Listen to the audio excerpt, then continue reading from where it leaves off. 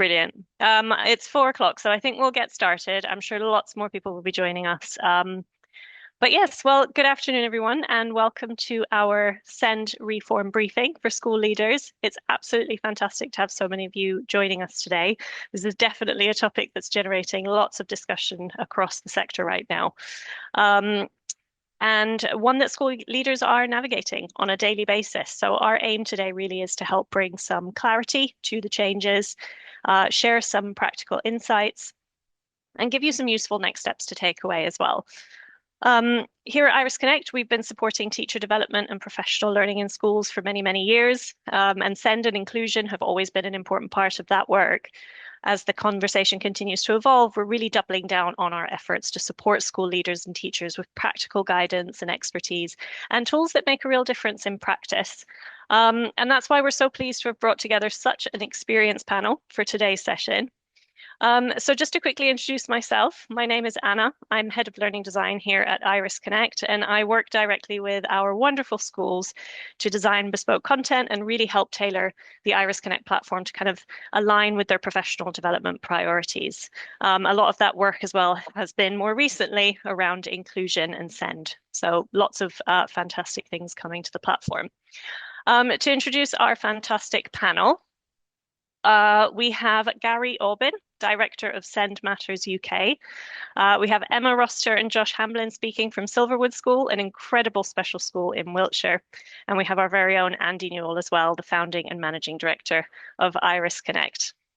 Now, throughout the session, please feel free to share your questions and comments in the chat. We'll be keeping an eye on them as we go. And we'll set time aside for a Q&A at the end to answer as many as we can. There are lots of you here, but we'll do our best. So thank you for being here, and we'll get started. So to kick us off, I'm delighted to welcome Gary Aubin. Many of you will already know Gary, but for those who don't, he's the Director of Send Matters UK, an EEF Send Associate, author of the Lone Send Co, and a member of the government's Curriculum and Assessment Review Panel. So today, Gary's going to help us unpack what the SEND reform means for schools, break down the key requirements for the new inclusion strategy, and share some practical insights around the funding that's available and how schools might make the most effective use of it. So Gary, thank you for joining us. I'm going to hand over to you. Thank you very much, Anna. Lovely to be here. Thanks for welcoming me to be here. I hope everyone has managed to stay cool on a very hot day. If anyone's in a room with air conditioning, I suggest they keep it to themselves. And I'm not, by the way. And I'd love to have you here. I'll try and use my 15 minutes wisely, knowing that that won't be enough to unpack 100+ pages of policy, but we've got time for questions at the end as well. So I hope that cover anything that's particularly missing there. And when we talk about policy updates, there's three main ones that occur to me, all slightly different timelines, aren't there? So the Curriculum and Assessment Review, which published its final report back in November, that I was a part of, that panel. There's that as a sort of key policy in many parts of education, including in SEND. There's, of course, last year's updated Ofsted framework as a piece of policy that no one can ignore. And then, of course, the white paper. So I'm going to focus what I share now around the white paper for obvious reasons, around the government, the SEND consultation aspect of it in particular. But I think there are four themes that actually do relate across that I just want to share. So with that, before I go into specifics, four key themes, the first being mainstream settings meeting more needs, as won't have escaped your attention, I'm sure. If you are a skeptic, you'll say that that's about saving money. If you're an idealist, you'll say that's about creating a vision for an inclusive society and our education system reflecting that. I'm not here to tell you how to think about that. Children's needs being understood holistically. I think we're being encouraged to or validated in what we already know as a professional already, that there are some key metrics that are really important.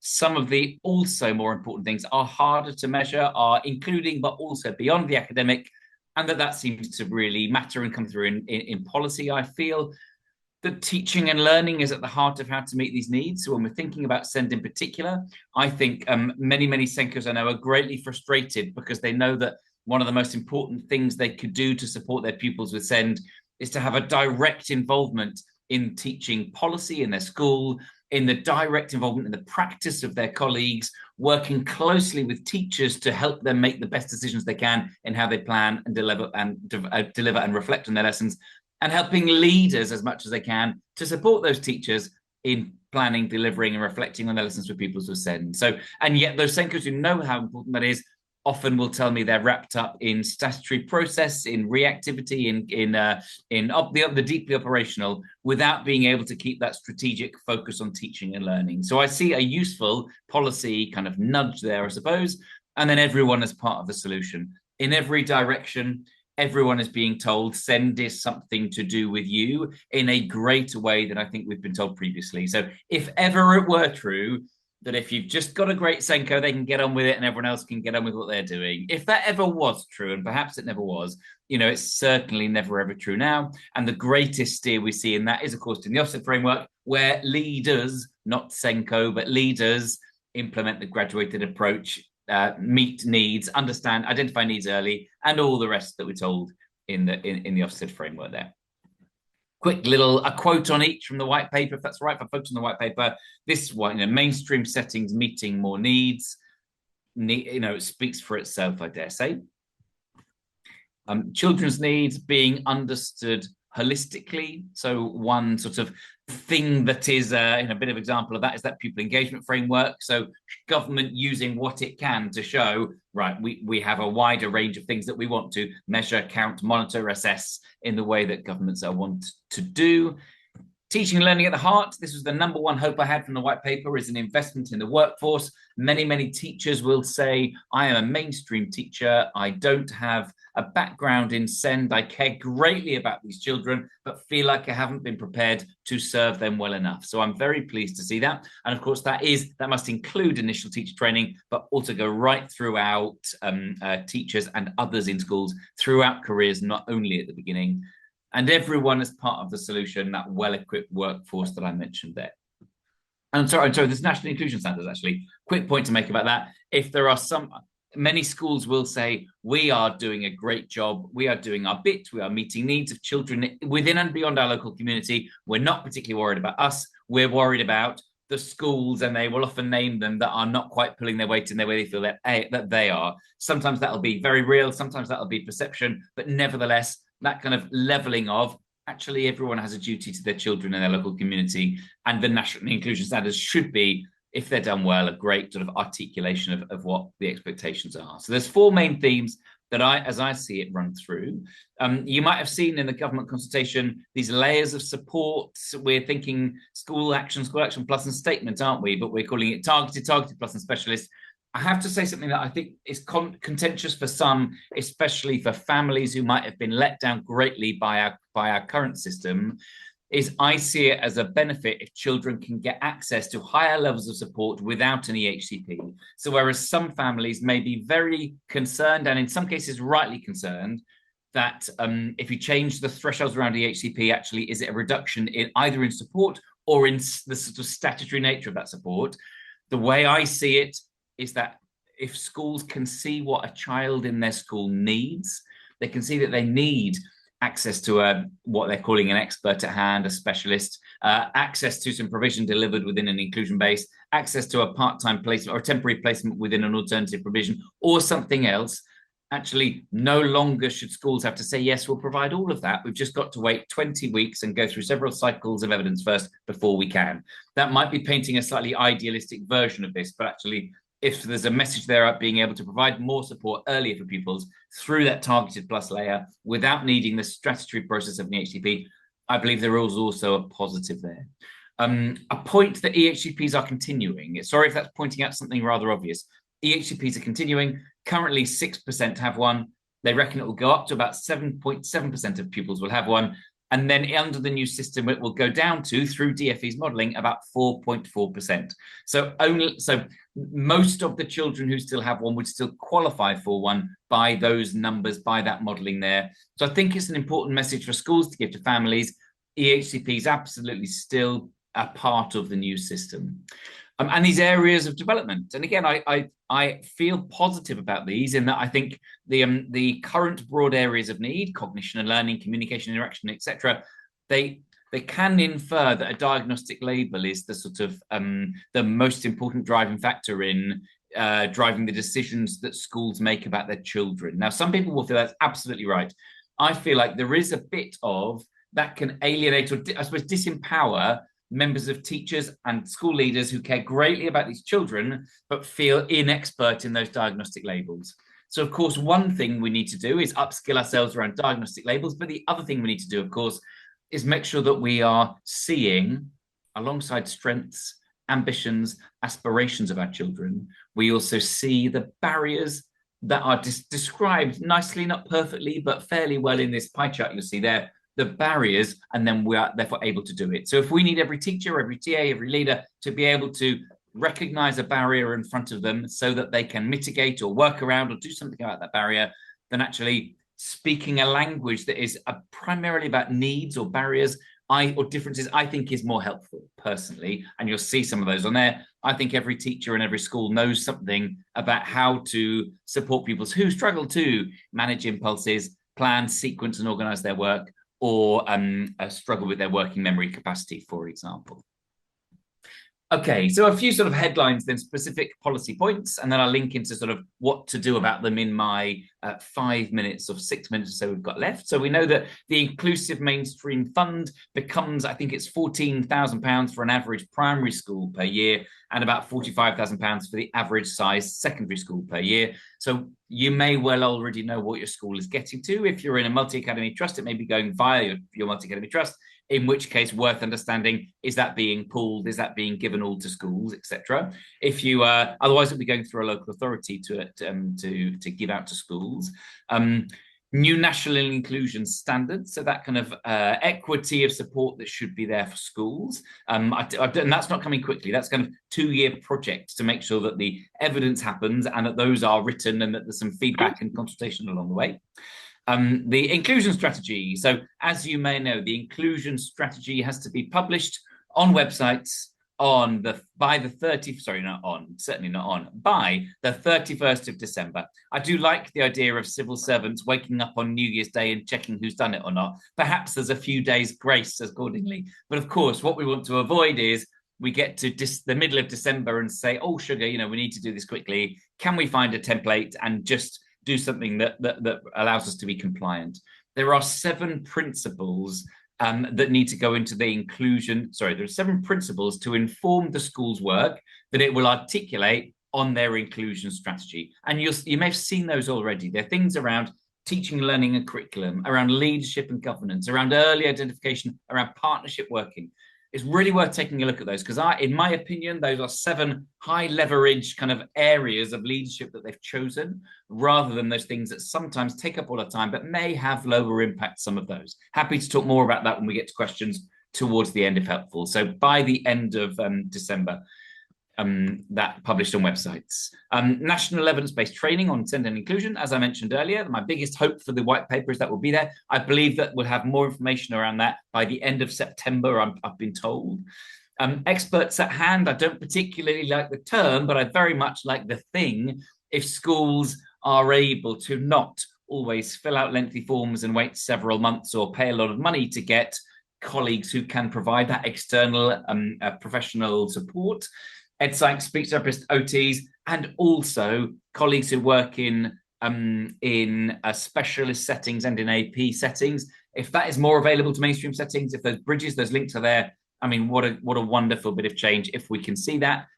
Skeptics would say, of course, where are all these people and all that capacity coming from? And I would sympathetic to that. And then the reviews at transition points. So before children make a big transition, a review of whether that level of support, targeted plus, and specialist, whether that should change. I take issue with this. I don't see anyone going, when a child's in year 6, I don't see any families going, I think now, well, let's just end the EHCP. It's probably a good time to do so. I also don't think any primary schools who love and care about those children, have known them for 7 years, I don't think many primary schools will be going, I think we can probably just assume it'll be okay and end the EHCP now in year 6 either. So I take issue with that, but that's where we are where we are. I should say one sort of subheading on my session I was invited to present is what's been confirmed, or what do we know? And of course, the answer to that is These are all draft proposals at the moment. There's a consultation that had, I think, 9,000 responses, and that the summary of that consultation will be published soon, I believe. National inclusion standards I've talked about, targeted plus specialist I've talked about. Individual support plans will be there for every child. So including for a child with an EHCP, then we're being asked to go, okay, what about how do we condense that into an ISP digital that is more easily sort of comprehensible to busy teachers, for example, and that can be accessed by a range of stakeholders, and that is digital, and that is in one national template and format, as I understand it. The mainstream preference still being upheld. These are all direct quotes from the white paper. Clearer focus on outreach from our specialist and AP colleagues, and working together in groups of schools, including pooling some funding. Okay, so in my, I think 2 minutes or so left. Anna, please correct me if that's a bit off. What might we do now? I'm suggesting to get ready for these local partnership groups that we don't have all the details around yet, but will absolutely be about collaboration. Let's perhaps not worry yet necessarily about pooling funding, but absolutely that commitment to, we serve a local area together as a group of schools. How are we working together, not only to share frustrations, but actually to share practice and to make all of us better? Engage with the local authority. Local authorities, I believe the deadline was last Friday, I think, to complete and submit their LA Send reform plans. Massive piece of work for local authority colleagues. And very much at the heart of that is how local authorities and schools work together and put some of those frustrations to one side and go, or even alongside those frustrations, how are we working productively, positively, cooperatively for the good of all of our children in our local area? Inclusion bases, every secondary and an equivalent number of places in every primary. So thinking about, every school I speak to already has something that they would describe as an inclusion base in some form. So thinking, are we leading it well? Are we leading it strategically? Has every leader got some skin in the game there? And look out for guidance around inclusion bases, which I'm told will be published before the summer. Within the inclusion strategy guidelines, I mentioned those 7 principles. So I would strongly suggest gathering a group of leaders around in a school, around a table together, looking at those 7 principles, understanding that there's a bit of additional funding that is not for staffing. Clearly, it wouldn't afford that, but it is about driving and bringing forward some of those areas around, for example, partnership working, early identification, leadership, governance, teaching and learning and curriculum, etc. So how are we going to use that small amount of additional funds to drive some of those things that are set out within the inclusion strategy guidelines? Think about the inclusive mainstream fund and through the lens of those 7 principles. Do a bit of financial planning. If this is going to be in the inclusion strategy, how we spend things like the SEN notional, the high needs funding, and the inclusive mainstream fund. Actually, are we going to be able to report on that easily as we'll be expected to? The SEND related training from the end of September. Of course, it's worth thinking now, okay, how we don't have all the information on that and it's not available yet. But can we be in a position when this training for all staff comes out in September to respond, to take some different directions based on the fact that training is now available and staff in many schools are really crying out for high quality, more training than they've got. Think about every child having an individual support plan. So some schools are very worried about the administrative burden of that. It's probably not about Asenco suddenly being in charge of 50, 100, 200 digital ISPs. It's probably about thinking about delegation of responsibility, therefore owning these documents and those parent meetings and the provision for the children, and thinking, do we have a kind of collective shared ownership around our whatever you use now instead of an ISP, a pupil profile, pupil passport, etc. And if we are going to have, we're told, additional capacity for AP and special to support mainstream, let's make sure we're not waiting there. And by the way, I do speak to special school heads who say, we'd love to provide more outreach. Actually, we've found some capacity, but the mainstream schools aren't getting back to us. So that won't be the case everywhere, of course, but making sure that there are links wherever there. I'm going to stop talking there with a little nod towards comments, questions, and reflections available later. So if you've got questions in the chat and you fancy putting them in beforehand, so I can have a little think about them, try and group them where helpful, that would be appreciated. Hand over back to you, Anna, with a thank you very much. Thank you so much, Gary. That was incredibly insightful and a really helpful overview of what schools need to be thinking about right now. It's such an important topic, ensuring all our children have the support they deserve. And just to kind of reiterate what Gary said there, if you've got any questions in mind, start putting them in the chat now. It will help us to kind of gather those in preparation for the Q&A at the end. So anything that comes up around the inclusion strategy, funding, anything else covered so far, just pop them in there. And we'll have a look later. So as we've got lots to cover, we're going to continue with our next speakers first. So next, I'm very happy to welcome Emma and Josh from Silverwood School. Silverwood is an SEND school with extensive experience supporting mainstream schools to develop and embed inclusive practice. They'll be sharing what they've learned from working directly with schools, what works, the barriers that schools keep coming up against, and what professional learning looks like in schools where inclusion is truly embedded and sustainable. The school is very close to my heart. We've done a lot of work with Josh and now with Emma, so I'll hand over to you guys. Looking forward to hearing what you have to say. Thank you, Anna. That's very kind. It's a pleasure to be here, and thank you, Gary, as well. That was a really insightful talk there, so thank you. And it's our turn to try and cram as much as we can in 15 minutes as well, I think. So here we go. So my name is Josh Hamblin. I am one of the assistant heads at Silverwood School. My responsibilities are CPD, behaviour, bits of teaching and learning, all sorts of things really. And my colleague Emma is going to introduce herself now as well. Hiya, I'm Emma Rossiter and I'm responsible for our outward facing work. So I'm head of our SEND consultancy, where we support other settings to be as inclusive as humanly possible. Amazing. So yeah, here is just a little snapshot of our beautiful school. We are, as Anna said, located in Wiltshire. We are ever growing. We are fastly becoming one of the biggest special schools in the country. We have about 550 pupils now on roll across 3 campuses. And here you can see some of those lovely young people that we support. We go from 4 to 19 years old, and we have a whole range of needs within our school. So we have students that have profound and multiple learning difficulties, students with severe complex learning difficulties, but also those students that are sort of on the cusp of mainstream education as well. So you name it, we've got it pretty much. And no 2 classes are the same as well. So it makes it a really unique and special place to work and be part of. So if we think about the Every Child Achieving and Thriving paper, what is actually really exciting, if we park all cynicism, is that it sets a vision into the 2030s about what education could be and should be. And from our perspective, this is hugely uplifting because we know that for too long, children have been sidelined in our education system, and that actually every child is entitled to being lifted up by their education and having that sense of belonging. So if we read it as what is possible as a vision that we could all be part of, then actually it's incredibly inspiring. And something that we've talked about for a long time is that when we include our most vulnerable learners, that supports high standards. It's 2 sides of the same coin. And Josh has always talked about this. If we build an education system that actually leans towards the success of our most vulnerable, most disadvantaged learners, that benefits everybody. So I think if we walk into these changes with an open heart and an open mind, together and collectively, we could actually do that transformational work that means that education as a whole changes and meets this time that we're in right now, because we know childhood has changed. The paper sets that out. Let's change with it and wholeheartedly do something really quite different and inclusive so that no child is ever sidelined by our systems. We could have the next slide, Josh. Amazing. Thank you.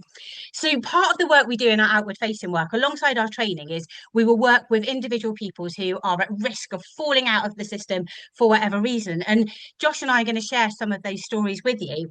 The story I wanted to share with you is one that utterly moved me, pretty much broke my heart. This is Paula. So I was asked to go and see Paula in a secondary school that's relatively near to Silverwood School. And the teachers have described her as really unmanageable. She was causing a huge amount of distress to teachers and to fellow students. She was doing what gets called internally truanting. So instead of going to her lessons, she spends a lot of time walking around the corridors, getting a gang together in the toilets, yeah, causing that kind of havoc that really worries people about how do we get all learners learning. And then if she does make it to a lesson, then she'll last about 10 minutes. And before she know it, she's stormed out, she's sworn at the teacher or another people. She might have tipped a chair over or a table, and it's just chaos around her. And the strategies that they're using are to move her quite swiftly through their binary behaviour system. So she gets lunch detentions, which she doesn't go to, after school detentions, which she doesn't go to. So invariably, she ends up in their version of an internal isolation room. So I had the privilege of having some time with Paula to really find out what was going on. So I read through her papers, and I also had an amazing and heartbreaking conversation with her. So I asked Paula about this behaviour that's going on, and she had reached by this point in our conversation the point of trusting me, which in itself was a real privilege. And she said the reason why she rarely goes into lessons is because she's scared to walk through that door. She doesn't know if there's a cover teacher behind that door. She doesn't know if there's pupils that she doesn't know or are going to be mean to her. And I said, well, sometimes you do make it through that door, but then you seem to storm out. What's going on there? And she said, well, people look at her and she gets told off for not working fast enough when actually she's doing her very best.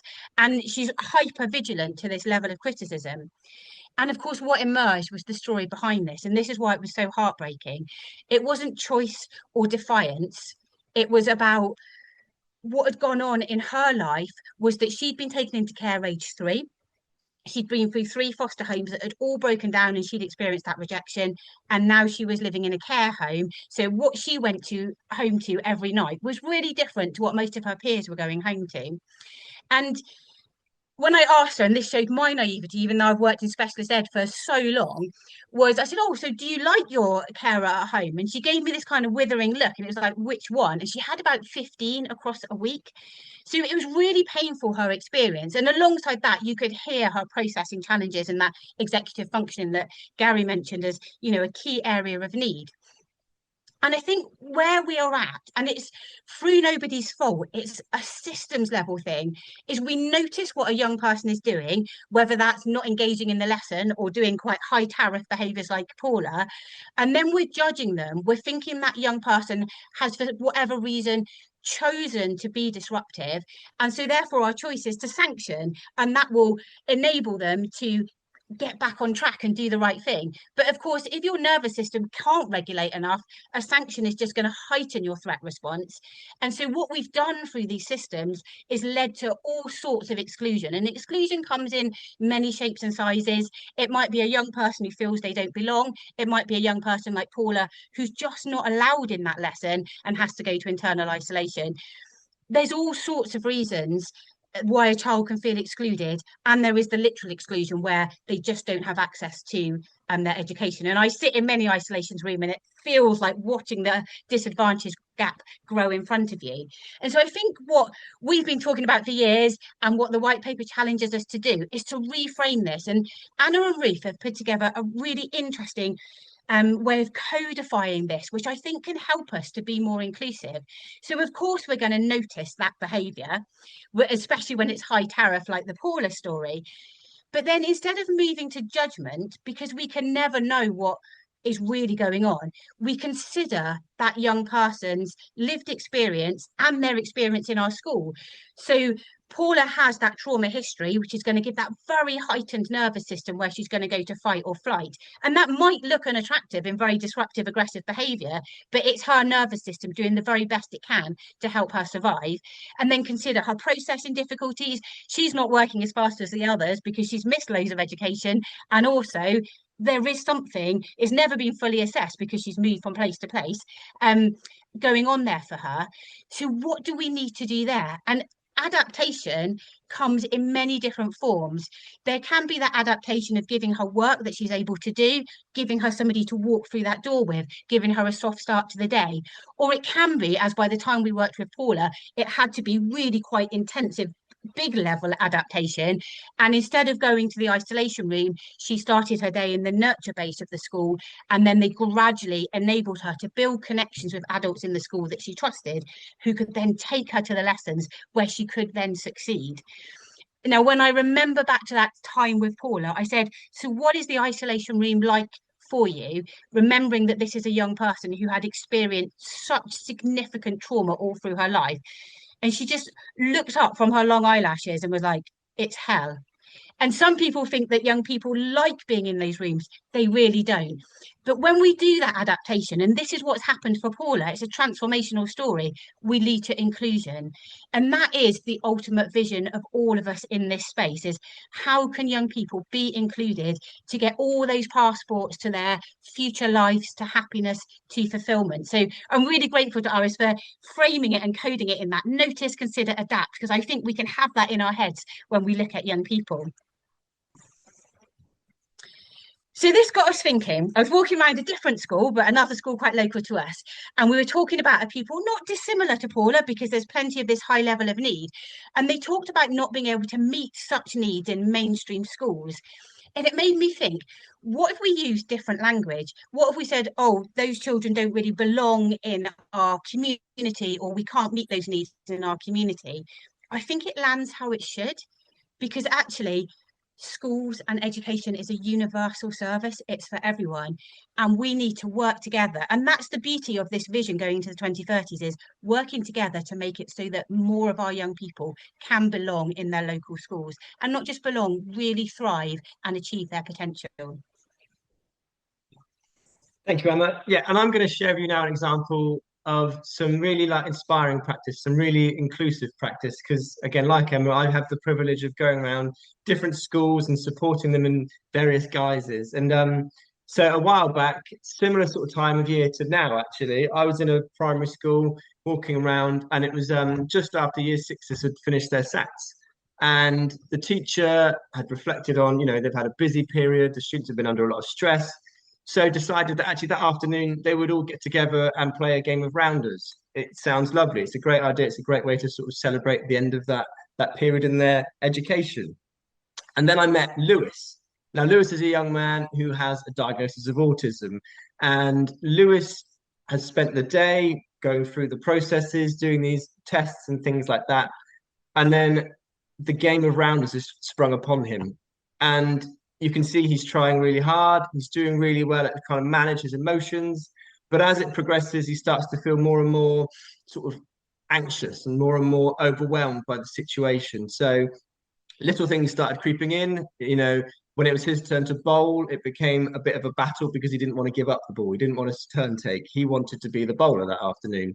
And then when it became his turn to bat, I think it had reached boiling point, and he threw his bat across the field, and that's when we meet the teacher. And the teacher at this point was incredible. She was able to use her sort of inclusive outlook and thought process and just think, actually, I can see that Lewis is feeling overwhelmed here. He's had a tricky day. He's had exams, he's had tests, and we have now changed the routine. So she's starting to consider why this behavior is appearing. It's a Monday afternoon, for example, and we've never done rounders on a Monday afternoon before. So suddenly Lewis feels unsafe, he feels uncertain, and we start to see these behaviors creeping in. Equally, there's this kind of challenge to feel like losing is a big trigger for him. And suddenly we're asking him to play a game in front of his peers, and it's not going the way he planned. And again, we start to see that window of tolerance become smaller and smaller. So by considering it through Lewis's lens, that teacher is then able to think about what they can do differently and start to think about, actually, what do I need to adapt to help Lewis join this game effectively? And so what she does, which I think is really beautiful, she has her TA. She asks the TA to take Lewis for a little wander around the field. Lewis has a really strong relationship with this TA. It's clear as day. And in this moment, she's able to connect with him. She's able to empathize with him, help him understand and regulate those emotions, but also give him that movement break that he needs. There isn't a need to sort of conform at this point. If he wants to go for that walk, that is absolutely fine. And in doing this, he's able to come back, he's able to finish the game, and he's able to have a really successful afternoon. And I think the key there is he wasn't met with a punitive approach. He wasn't met with a telling off. He was met with care, kindness, and love, and that helped bring him back into the game. And it was a really beautiful moment. So it ties in nicely to this idea that actually what we see at the surface often clouds our judgments, and we can often feel guilty of falling back onto our kind of our own judgments and the judgments of those around us and those kind of misconceptions that we might feel. We might often fall guilty of saying, oh, that child's just being rude, that child's being difficult, they're doing that on purpose. And those kind of misjudgments as well around sort of families and things like that. We're at that period of the year, aren't we, where transitions are happening, we're getting a new class of students, we're getting new intakes, and you get that language around families, and you might hear, "God, good luck with them. You've got the Joneses again. You know, we know what they're like." And these things just fall into our everyday language, and it's something that sits at the surface level. But what we need to do is dig deeper and look at actually what are the root causes of that child's behavior. Why are they doing such things? Is it an adverse childhood experience? Is it a processing delay? Is it attachment? You know, these things, they all have a reason, and we can just sit at the surface level and we're not actually getting to the root cause of that challenge that they are facing. And it lends itself really nicely to this piece of work that we've been doing alongside Ambition Community Trust, which is a trust that's led by Anthony Benedict. And if anybody is after some summer reading, I would highly recommend Educating Everybody. It talks about relational inclusion and how we can connect with learners, connect with staff, connect with ourselves through a relational lens. And there are 5 guiding principles which we are hooking our work around. Our work on behaviour is very much based around, we believe that everybody could do better if they would. We believe that relationships are at the core of everything that we do. That's relationships to yourself, relationships to your colleagues, relationships with the pupils.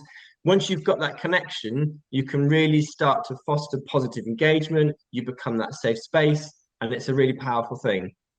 And then we talk about accepting all emotions, but not all behaviors. And again, we can fall foul of thinking that these children are doing this on purpose. They are in control of their behaviors. But what we need to do is pause and actually consider, do we need to teach regulation skills? Yes, you can feel angry. We all feel angry at times, but actually throwing that back across the field, is that the best way you can behave in that moment? Maybe not. Maybe you can have those, we can teach you those self-regulation skills to take yourself for a little walk, or go and talk to that safe adult and let them know that you feel overwhelmed. And again, like that tree demonstrates beautifully, we address the cause, not the symptoms. So we look straight down at those roots. What is that unmet need that we are not currently addressing? And then finally, from a leadership level, I think this is really important, that culture of compassion and repair. This is a cultural shift. It's more than just classroom practice. It needs everybody involved in this. And when you get it right, you create safe spaces, you create spaces where people feel heard, they feel valued, and they feel they're able to be their best selves. So we wanted to share with you a piece of work we are off the scale excited about. So for many years, we've been doing coaching and training around neurodiversity, inclusion and trauma, and we're keeping doing that. But we kind of had a light bulb moment where we wanted to actually make a change and influence at systems and culture level. Because as Josh just mentioned, with that beautiful work of Anthony Benedict, it's a culture of compassion and repair that schools need. And how could we make this happen? So in Wiltshire, we have put that out with the help of Anthony Benedict and brought together schools who are really interested in doing this. And at the moment, we've got schools with right from preschoolers through primary to secondary, right into the post-16 space. And we're coming together to work out, okay, how do we do this? We have this vision of creating educational communities of belonging, learning and kindness. What do we need to do then to make that happen? And there'll be things that we do the same across all of our settings, and maybe if our context is a bit different, we might have slightly different strategies. But together we're committing to building those relationally inclusive education where care and kindness are shaping those emotional climates, a passion that belonging is felt by all. That's all our colleagues and all of our young people and our families. And those boundaries are important, but they're held with compassion. It wasn't okay for that boy to throw, for Lewis to throw his rounders back, but we can hold that boundary and teach him that rather than punish that, so that every learner and colleague every day knows that they really matter. They're always included, they belong, and they want to walk through the door. So we, over the past year, have begun this work as a group of really committed professionals, and it's something that we feel other counties could do or could join us, but we're really passionate about making that difference. And Josh, if you share the next slide, this is what we've looked at that it will have the impact of doing. And there was some research with the Reese Centre did a summary of research around what kind of things are really robust evidence for changing outcomes, because that disadvantage gap, especially for those known to social care and poverty, it remains so stubbornly hard to change. But if we improve belonging and happiness, it's a robust indicator of improving attendance and engagement, of reducing those sanctions like suspensions and exclusions, for improving achievement for all learners, so that inclusion and high standards being two sides of the same coin, but especially for those vulnerable and disadvantaged learners. And then we realise that inclusion, well-being and achievement are all interconnected. So we know that by doing this work we've begun this year, we're already beginning to see shifts in those things and transformational impact. So we're really keen to share that with you. Thank you, Emma. And then just as we come to a close, I thought it was really important to share some of the work that we've done alongside Iris Connect. Like Anna said at the start, I've had the pleasure of working with them for a number of years now, and there's a number of resources that are available to you. So the most recent one being this case study, which just highlights what we're doing at Silverwood School with regards to teaching and learning, but also how we're weaving into that SEND practices. So do have a look at that. There's a couple of blogs there as well, which give you some practical guidance on what you can do on the ground in the classrooms. There's a checklist as well. We're getting ready for September, so making sure you've got all the things in place for your schools and your leadership teams are on board with using Iris Connect across the whole school, the whole map, whatever it is you might be. And then lastly, there are these 4 groups, and it still blows my mind to this date that people are joining these groups. I think there are hundreds, if not thousands, of people in these groups, and even this morning, people are joining them. So please do go and have a look. They've got video examples, they've got things you can download, they've got a whole range of things that are always adapting and evolving as time goes on as well. So yeah. And then alongside and in addition to this work, what we wanted to share with you is that Silverwood School can help with the relational inclusion work, the training, coaching and leadership work, and just being a partner in your journey. So reach out to us if you feel there is anything that we can do to support you with that. And yeah, just to share again, here are our contact details. And one sort of final thought from us is inclusion only happens when we believe everyone should be there. There we go. Thank you very much, everybody. Thank you so much, Josh and Emma. That was absolutely brilliant. It's always such a privilege to hear about the incredible work that you're doing. So thank you for that. I know your expertise is so valuable to schools everywhere who are working with children who do need additional support, like the children that you shared in your examples. Anyone that has questions for Josh and Emma, start putting them in the chat. I think I can see a couple of already. We are a few minutes behind, but that's okay. We're going to jump straight into our next speaker, our very own Andy Newell. Andy is the founder and managing director of Iris Connect, and he'll be giving us a brief overview of the tools within the Iris Connect platform that can help really bridge the gap between theory and practice and support teachers in developing those adaptive teaching skills that we need. Over to you, Andy. Thanks, Anna. Can everyone hear me okay? Yeah. Fantastic. Yes, well, thank you very much, and quite the acts to follow. So I shall do my best, and it's always inspiring to sort of hear these stories of change when teachers, indeed in a space to be able to notice, consider, and respond as part of their sort of day-to-day practice. And that's one of the things that I'll be touching on in this section about how. Yes, we can work to develop those teaching skills. Good teaching is good teaching for all, but how do we do that in a way that fundamentally equips the teacher with the situational awareness, with the judgment to be able to operate in those dynamic, difficult, challenging circumstances that we can all face in the classroom. So sorry, I'm having a bit of trouble flying my computer today. There we go. Okay, so yes, these are the 5 things that I'll cover today, and we'll be looking at. Firstly, yes, zeroing in the recently kind of released this notion of the 5 a day, the key intrinsic aspects of practice that every child will benefit from, including obviously those with special educational needs. but then touching on this other aspect of like, how can we equip with the situational awareness, judgment, collaboration necessary to use those tools in a sensitive and an adaptive way. Then looking at how we've started to embody that on the RS Connect platform within the techniques that we support teachers to develop, the tools that sit within there to help them think about how they can refine these fundamental tools for the needs of the learners in their room. And of course, that's one of the fundamental differences that, you know, I wish we could sort of see more widely, which is this notion that, you know, technique not as a straitjacket, but as a space for us to inhabit, to explore, and to adapt and refine to need. And then there are a couple of sort of sneak peeks, really, looking at some of the things that we're working on that we think will be supportive and helpful as part of this agenda as well. Specifically, a tool to help us collectively reflect on the needs of a learner over time, and to include experts in that process. And that's something that I'll give you a sense of towards the end.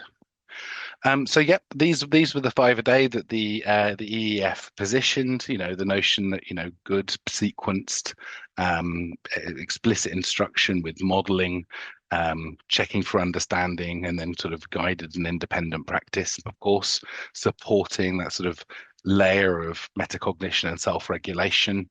Again, something that we I think even what the previous presenters were referring to, you know, giving people the tools to start to self-regulate.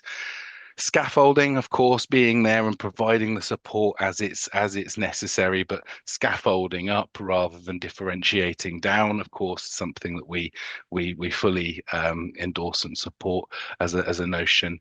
And obviously this notion of flexible grouping. Yes, of course, if we do need a group to be focusing on acquiring some of those foundational skills and knowledge, that's true, but not forever. Let's look at the individual needs in that individual moment, and not fall into that space of the differentiation and the prejudices potentially that creep in from there. And then, yes, of course, the flexible use of technology to underpin all of this. The only thing that, and I would add, and there's a caveat to all of this, which is I've seen a lot of blogs and I've seen a lot of stuff going out recently, sort of doubling down on this message of the sort of the 5 a day or similar, as if it is a license for business as usual. And I don't think it is. I think, yes, we can accept these things, but yes, we also need to recognize that some fundamental changes need to come in, especially in terms of the support that we provide teachers to apply these adaptively. So, of course, you've got your 5 a day over there, and then when you look on the tools on the platform, what we can do, you can get into a pathway, work with a coach, or you can work individually. You can review exemplar videos or example videos from your own practice, reflect on that, or get the input of the expert to then go through the process of selecting some resources, so some theory resource and a technique that you might want to be working on that responds to the challenge you identified. You can then engage with those resources. There'll be clear video modeling and exemplification in there, so I can understand what this technique looks like in practice. And then I can prepare to put that into practice, whether that's to rehearse, whether that's to co-plan, whether that's to mentally rehearse, i.e. walk through a challenge, a mental walkthrough with my coach. All of these different things that are going to help me get ready to put something concretely into practice in the next lesson, and then we can implement. So that's the sort of way that we can fundamentally support those key teaching strategies. But one of the dangers that I'm repeatedly seeing now is that because people are holding habit up to be the final destination, the perfect output from professional learning, that we're forgetting that when one has a habit, it actually divorces the act from the cognitive aspect of what we're doing. Habits just happen because the trigger event happens. And actually, when we're doubling down on habit as the goal, we're actually divorcing ourselves from the kind of critical mental faculties that are actually going to support us to notice, consider, and respond. And so, when you prescript and kind of rehearse to fidelity, what you end up with is the potential for the routine to trigger and run, but you're not considering the signal itself, and that's where you start seeing, for example, behavioral episodes leading to mechanistic responses. So we know that there's more to the 5-a-day, and it is this fundamental principle of noticing, interpreting, and responding. And yeah, these are all the capabilities of the Iris Connect platform. And what you just saw at the start about how we support the 5-a-day is underpinned by the ability to engage in coaching, the ability to align content, that content to take me to a point where I'm familiar and implementing something. But critically, we do things very differently here in terms of the ability to use video, the ability to use AI, and the ability to adapt that content to someone's particular needs. So let's sort of dig in now into how that can work. When you upload a video onto the system, we might be engaged in a process of reflecting on a lesson. I might be working independently, I might be working with a coach. And what the AI is going to do is it's going to automatically surface from the video, once you submit it into the system, all of the different moments within a lesson that I might want to consider as a teacher. So I might want to be looking at the entry routine, and I might want to be reflecting on how my child, the child with a diagnosis of autism, is coping in that context. So that might be my consideration in that moment. And so it's created a heat map of all of these key moments, lesson transitions, the moments when instructions are being issued, moments where behavioral reprimands or behavioral incidents take place. And each one, when I click on it, is presenting me with a reflective question to consider. Moving on from that, of course, what the system will then do is structure that sort of what, so what, now what thinking that underpins adaptive expertise. So it's going to ask me, given what did you notice in the learning? What did you notice in the practice that you want to address? Why did you pick this? What are the additional considerations? What are the implications of what you noticed? And now can we start formulating a strategy to support or adapt practice? And then crucially, what will I see in the learning if that change, that adaptation has been successful? And so what we're doing here effectively is we're doing, what Sean would describe as reflection on practice, but with the intent of priming teachers and supporting them to be able to reflect in practice more effectively. So that's one element. Now, on the system, to sit behind what's going on for teachers, yes, you reflect, but then you engage with the resources and materials to help you improve and develop teaching. And there's about 100 techniques sitting on the system under 7 areas of focus.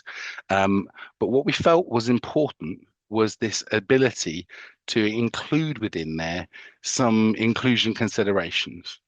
So I might go through and select that we might want to be focusing on kind of a no hands up or a cold call strategy, and then it will provide the guidance about how to do that.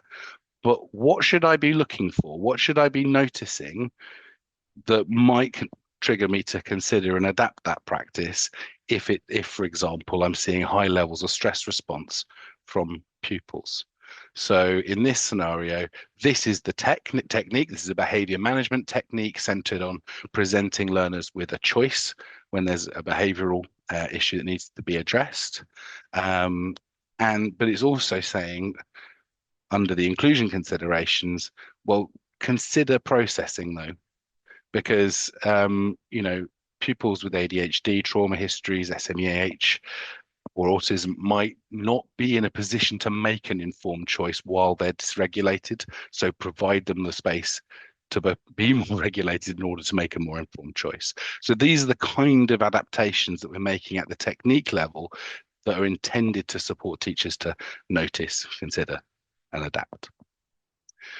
So now we're moving on to the future, the things that we're looking to explore and develop. And one of the things that we're, in the process of building is this Spotlight Pupil tool set on the system. And the idea is that what we might be able to do is create a Spotlight Pupil, someone that we're working with, that we feel we need to collaborate and work together in order to reflect on their needs more deeply. And so the idea is that that will help us collectively understand need more deeply, build a hypothesis together about what we might want to change and adapt to support that learner, and then test and that, like, actively look and see if those changes are actually making a difference on the ground. And so the intent here is that you would create a space on the system. You would be, I would add a number of other teachers to that space. I could then add videos. The AI could identify moments that we might want to reflect on together. We could then work through that what, so what, now what process, and then come to a conclusion around, like, okay, what changes are we going to try? And I hope that this starts to address some of the, well, he doesn't do it for me aspects of behavior management, because I can actually see we're focusing now how that pupil responded to transitions in my lesson versus yours. What's the difference between the way that I'm sequencing the instructions and you, for example? And of course, now that we've got a shared space where we can start having dialogue of this nature, the question is, how does this map onto the experts on hand, the ability for local special schools to be able to work with teachers in mainstream settings? Because we've now got a space that doesn't care about distance or geography. It allows me to invite in a specialist. This is what we know about special educational needs, is they're enormously diverse, and expecting your local specialist to be specialist enough to be able to help you is not necessarily the case. So this gives us the ability potentially to marry up exactly the right expertise with the challenge that we're identifying in classrooms. So we believe that this is a useful tool. We don't know exactly how it's going to map onto other tool sets, how it is going to map onto local authority services, etc. But we're very open to those conversations and look forward to working iteratively to make it exactly the kind of thing that maps to those needs. So yeah, that's it from me. I mean, obviously, if there's anything that we've touched on in this session that you think we can kind of help your school specifically with, of course we're would welcome engaging and working with you.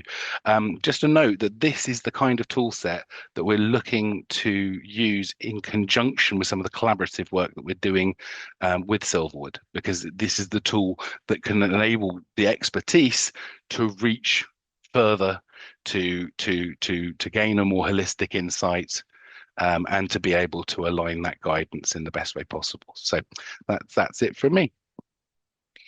Thank you, Andy. So many incredible things we've been working on, and so much to come as well. We never stop, do we? This is what we love. So we have made it to the Q&A, and I think we've had so many questions roll in. So please do stick around if you can. Obviously, if you have to run, we've heard from all our speakers now, but we're going to cover as many questions as possible. So I'll pick some out and we'll see how we go. We've got plenty for Gary around funding and things, and we've got a few for Josh and Emma as well. So do keep them coming in the chat if you have them. Anna, I'm very happy to get started. That's right, Anna. I've been keeping some notes and looking through while others have been talking. So you're I on try it then. And cover yes, as many as I can as quickly as possible, knowing that time is tight for people. Perfect. So Clem asked about an inclusion strategy template. Yes, government have said that's coming in the summer, and sometimes these definitions of seasons get stretched a bit on these things, but they've said in the summer there will be a template. I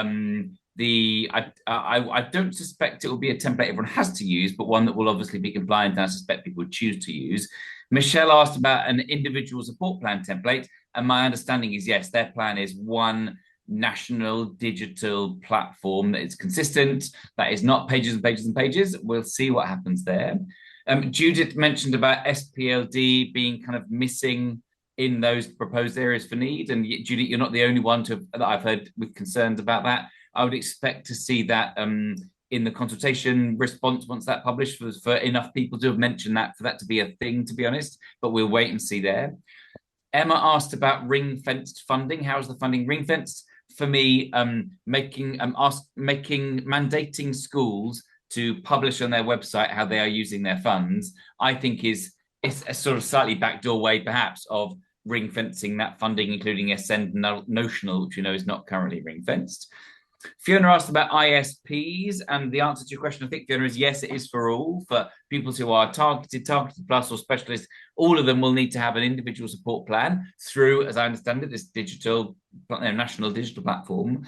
And when we think about SEND, we're using current definitions of SEND until we're not. So for now, that means a child who requires special educational provision as SEN, and that's defined as children who need additional or different. So that's what we have until such time as maybe we don't. Joanne asked about ISPs and the being legally binding. Should we involve legal teams in that?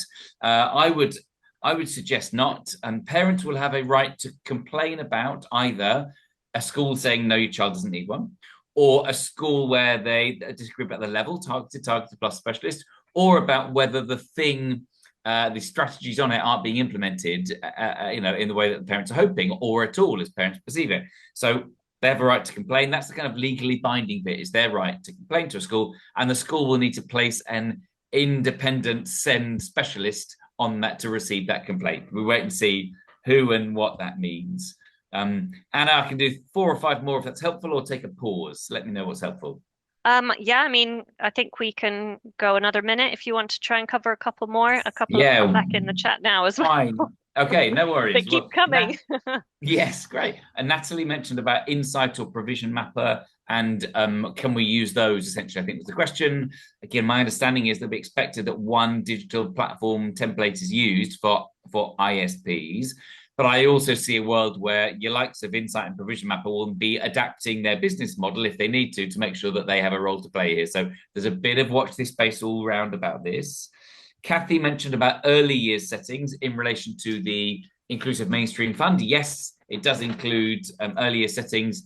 How much it is per pupil is outlined on that government webpage. Rebecca asked about using IMF for assessment tools. And yeah, it's the 7 principles that are 7 areas that are outlined on the inclusion strategy guidance that we have. So take a look at those 7. It talks there about early intervention. So absolutely, early identification is very much a part of that.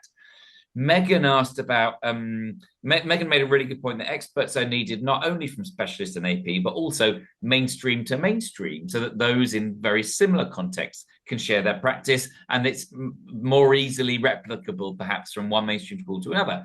So absolutely a very strong steer through this policy to make friends, to have strong links with others around practice and provision for pupils to ascend. So for exactly that. And with a lot of these things, we can go, we might need to wait for the detail and policy, but why on earth would we wait to get started in as best we can? And I think the mainstream to mainstream and mainstream to special and AP collaboration is a good example of, there'll be detail to come, but let's absolutely get on with it now. Jules mentioned about the Inclusion Mainstream Fund using it for staffing.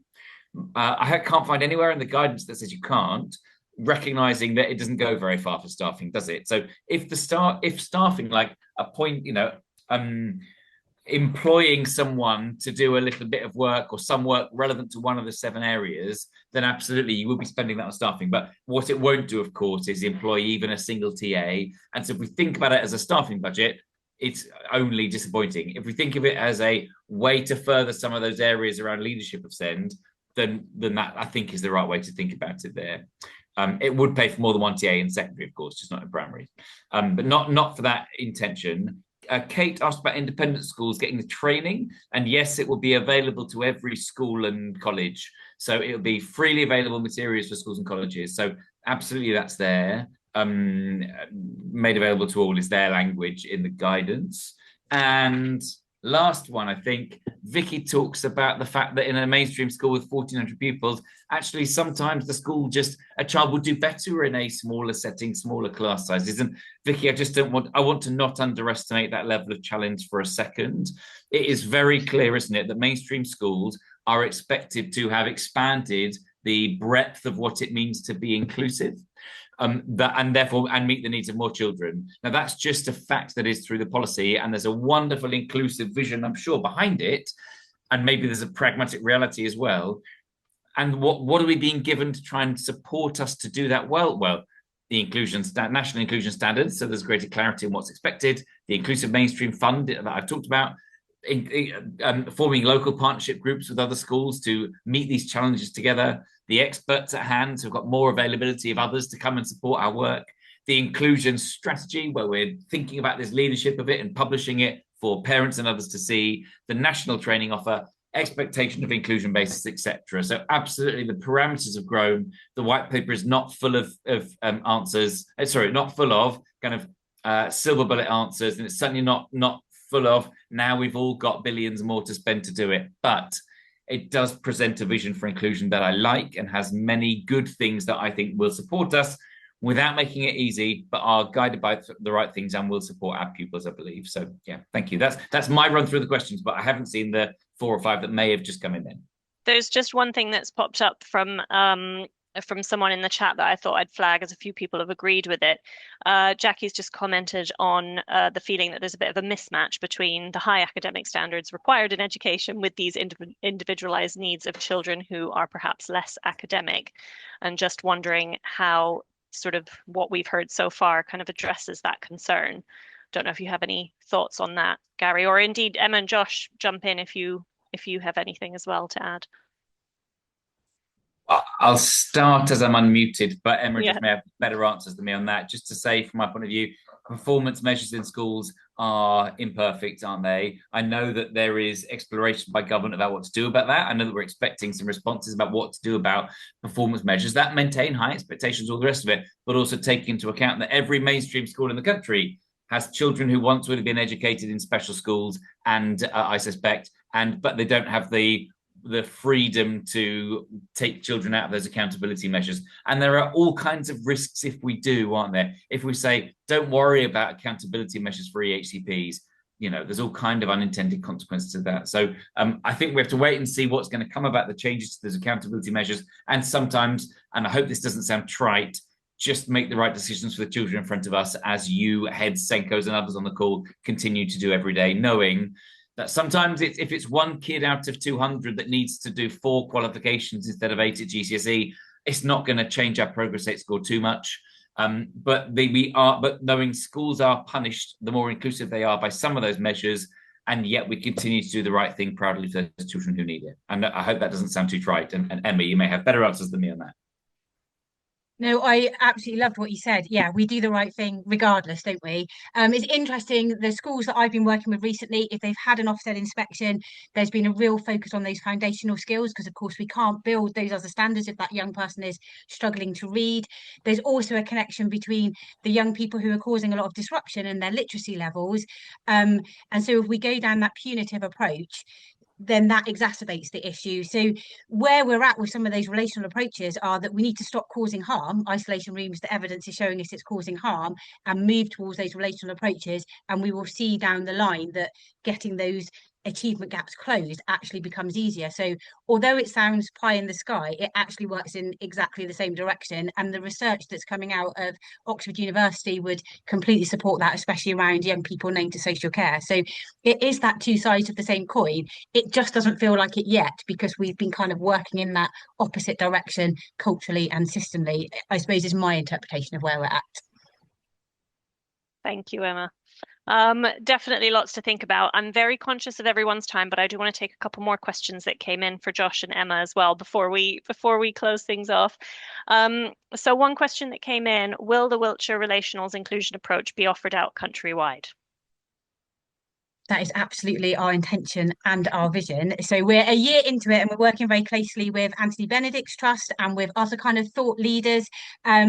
We're working very much on their model, that if you get a working party together, define a vision, and then work out how you do it in your own context. So yeah, absolutely. And we would love to support other counties to work in the same way, and then for us to form a network around that and do that transformational work. And there's people across the country who have made this difference happen. So it really is a realistic thing. And this is a roadmap to doing it. So yeah, absolutely. Fantastic. One other quick question. To access the resources Josh showed, do you need an Iris Connect account? Well, some of the links that we also popped in the chat for people are to some fantastic blogs and writing pieces from Josh that you can access on our website for free. There are some groups that Josh created as well that you would need to have an Iris Connect account for. And we'd be happy to have a conversation with you about what that might entail.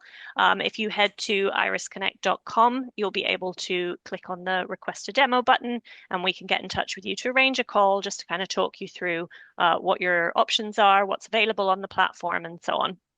And we would, of course, give you, I mean, we can give you a free license to access those resources if you want to.